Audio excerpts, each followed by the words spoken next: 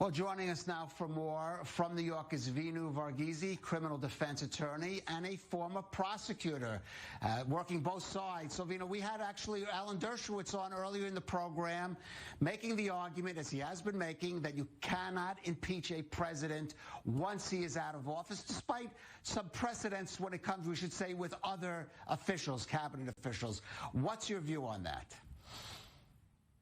Well, hopefully for the Democrats, second time's a charm, right? So they'll have the opportunity to do what they weren't able to do the first time. Now, I know that based upon the vote that Rand Paul took, they're not going to have the supermajority. It appears they wouldn't have the supermajority needed. But the Democrats are putting forth a compelling case today with a lot of drama. The video was particularly powerful.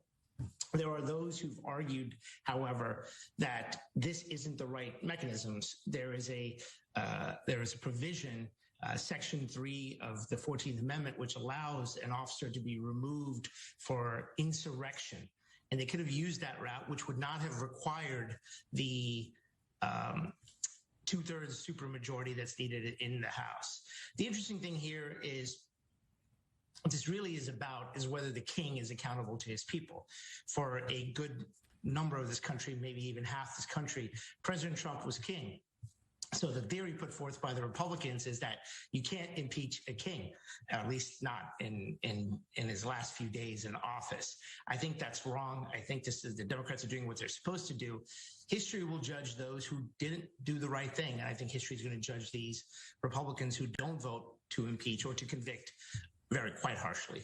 But what about specifically the argument that once he's out of office, you can impeach? I mean, that is a sort of constitutional argument. Of course, everything about this is unprecedented. Some point to this impeachment that took place in 1876 after a Secretary of War left office. The Democrats say, as you argue, perhaps there should be no pass for actions taken at the end of a president's term, especially even in January.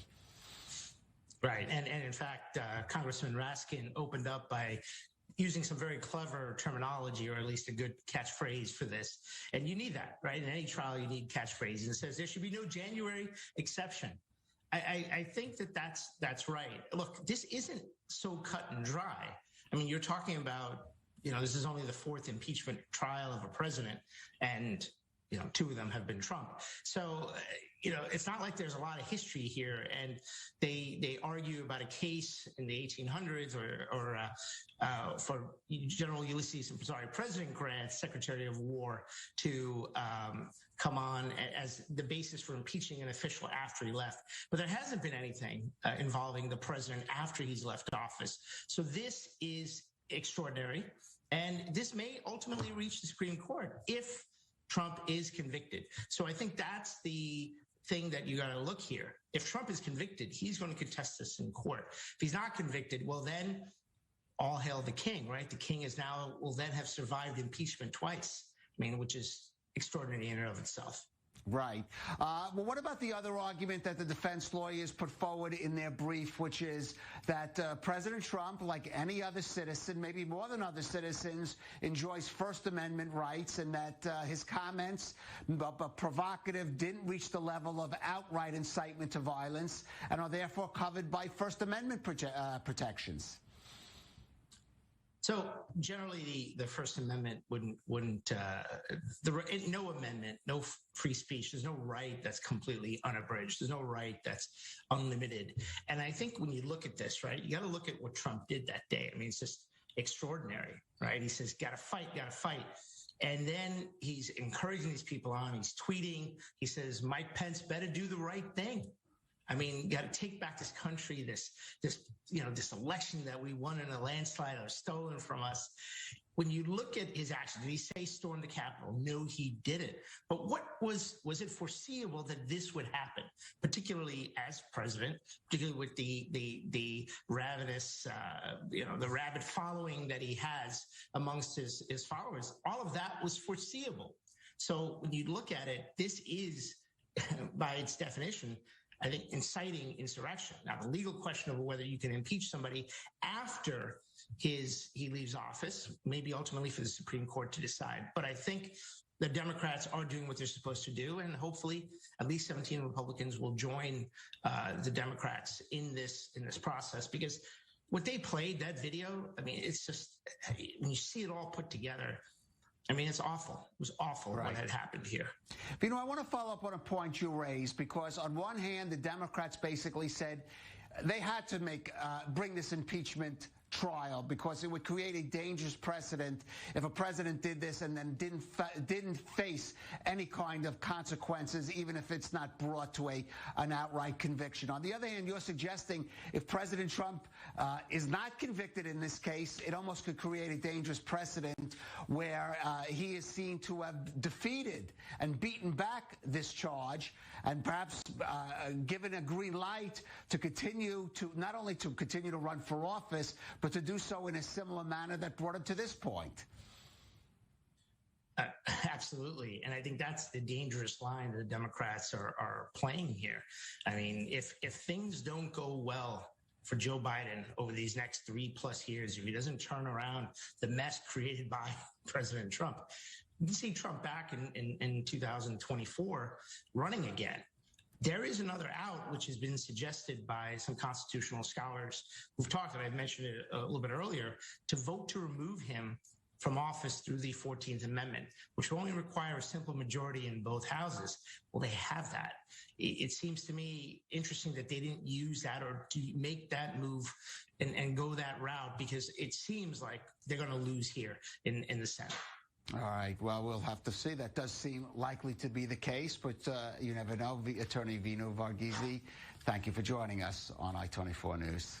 We're going through the roll here of the 100 senators, so it's going to take a little bit of time. They're into the Fs. Mrs. Feinstein. Let's bring in Andrew Cherkasky, and Vinoo Varghese joins us now as we watch this play out. Gentlemen, what are you anticipating?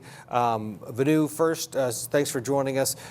In terms of a theme, we talked about it last hour, a theme for the managers of the House as they present their case to the Senate, but also to, let's face it, the American people. Well, I think the theme is clear: insurrection, national security. Donald Trump is a threat to the nation. And when Charles Schumer said a moment ago that these are the gravest charges ever brought against a president, it's hard to disagree with that. And they've laid out a compelling case in their brief, their 80-page brief, which was then rebutted by a 78-page brief by the Trump defense team, for why Donald Trump should be convicted by the Senate and then ultimately removed. There's been a lot of great back and forth between legal scholars. I don't think it's a very clear question or a very clear answer on whether this is constitutional or not. But I think that there's enough to move forward. And ultimately, as Judge Lustig had written in the Washington Post, it may be the Supreme Court that ultimately decides whether this is constitutional or not. Andrew, what do you say to someone who said this is just political theater?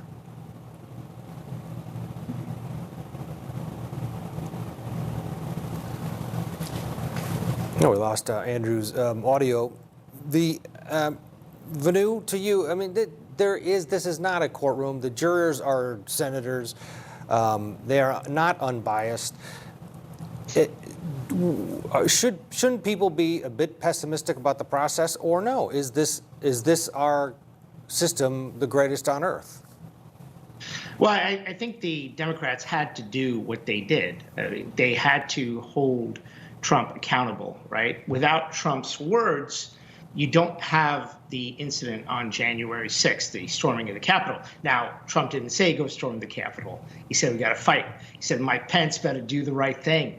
I mean, there's so many things that he said. And in their resolution, they also included the phone call, which you detailed in your intro to this, to the Georgia official. So when you have all of this, you have somebody that needs to be accountable. And the argument most in favor of why this should go forward is the fact that if you don't allow this, if you don't allow this to go forward, he could have simply resigned and not face the consequences. So the whole purpose of this, and this is what the Democrats are fearing, and this ultimately is a political question, it's a political process, is without this, there's nothing stopping Donald Trump from running again in 2024. And they're hoping that there will be at least 17 Republicans who will not want to see Trump leading the Republican Party in 2024. These are interesting times. This is an interesting process. And I think there seems to be a lot more drama here, even though Trump is gone, than his first impeachment. So I think when you put all this together, you do have political theater. The question is it, even if it is political theater, does that take away from the legitimacy of this process? And I believe the process is legitimate, and the Democrats needed to go forward. Vinoo Varghese has been watching with us throughout the morning here. Vinoo, give us your evaluation of what we've heard so far. Again, this is just the first of the arguments, right? This isn't the case itself. This is the argument on the constitutionality from the House managers, the House impeachment managers. Your thoughts? I think, like you said, Ted, impassioned. It was well done. The video was compelling. I mean, we've seen these images, but the way they played it out, the way they did the narration, or at least the point headings as they were playing the videos, was powerful. And I think ultimately, this, the Democrats are doing what they're supposed to do, which is bring this forward and move this to a vote.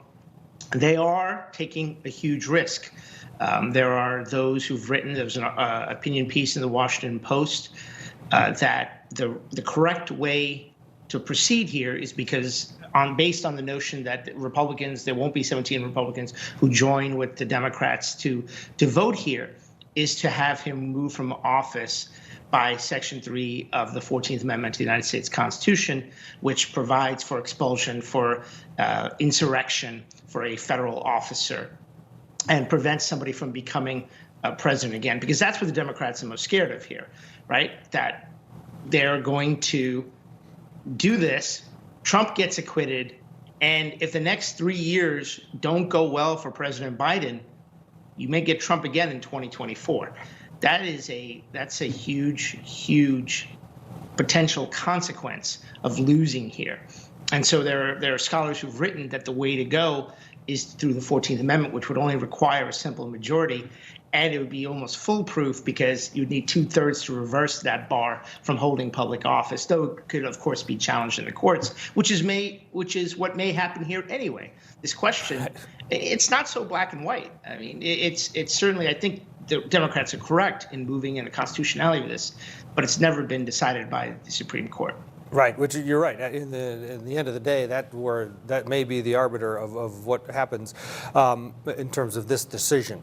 As we move forward, let's start with what we expect in the next hour or two. What argument do you think we're going to hear from the Trump team? They did file this brief. A lot of it was, this is a waste of time, it's nonsense. What are you expecting to hear? I think, look, they have an argument that actually makes sense. You can't impeach a president, can't impeach someone who's no longer president, who's no longer in office. And the examples that the Democrats are putting forward are examples from the 1870s. I mean, these are old examples. And those weren't trials of a former president. So you've had 4 impeachment proceedings, Trump having half of those 4, and you've never had this situation where a former president has had an impeachment trial. That's never happened before. So they are just going to argue, which I think is a logical argument, though I don't think it's correct. It's still a logical. It seems to make sense. Well, he's gone. And this is political theater. I mean, it's, as I mentioned earlier, it's entertaining political theater, but it's still political theater. And that's the thing that they will harp upon. Mm-hmm. Now, ultimately, if there are, and I've said this before, like if the senators who don't vote to convict, if the Republicans, they can't peel off 17 Republicans, history may judge them harshly, but history is written by the winners. So it really begs the question of who's going to win here. All right, Vinoo, thank you. We step aside. Take a